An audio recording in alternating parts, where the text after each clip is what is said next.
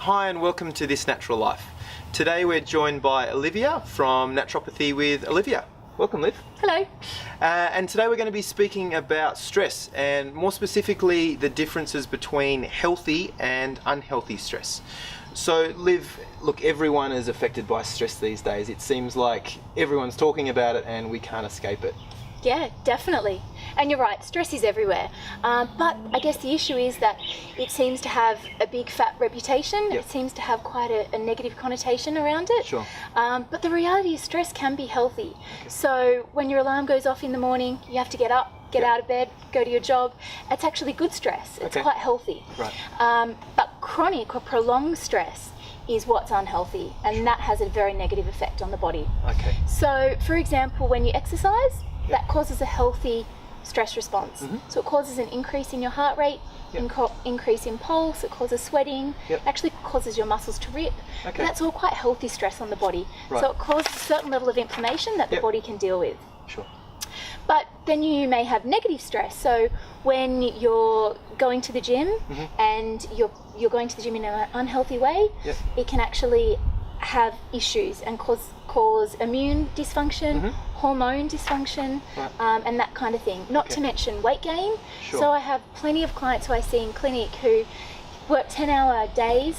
They're going to the gym 5 days a week. They're smashing themselves at the gym and they're not getting results. Right. And quite simply, if you have an overproduction of stress hormones, you're going to have those weight issues, blood sugar irregularities, energy crashes, fertility issues, things like that. Right. And so when we talk about stress, what's actually happening internally when we're affected by stress? Yeah, so this is all about the endocrine system. Right. So I'm talking about a bunch of glands and hormones, and they're what facilitate the stress response. Okay.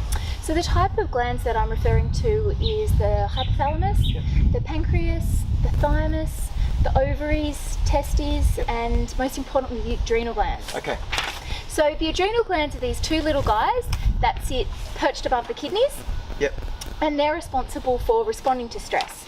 So they pump out stress hormones like cortisol and adrenaline, and they essentially help us with the fight or flight. Sure. So I guess historically, back in the day when we were chased by a tiger, that's when the fight or flight response would come into play. Sure. Okay. However, the issue is these days that with too much coffee, too much fast food, bad news on the television, job pressures and things like that, people are exposed to stress very regularly. Yeah, sure. So it's causing an overstimulation and overproduction of those stress hormones. Right. And what can happen is those adrenal glands are constantly pumping out stress hormones. Yeah. They eventually can become quite lazy and fatigued. Right. And hence you've got the term adrenal fatigue. Yeah, and that's something that we're seeing or hearing about all the time about people having adrenal fatigue.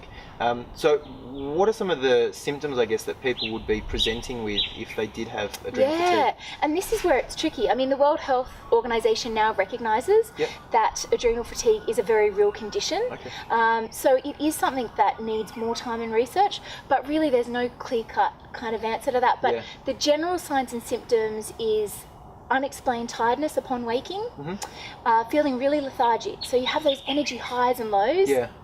And that's even like after people had a good night's sleep? Definitely. Or, yep. Okay. And that's a big one. Sure.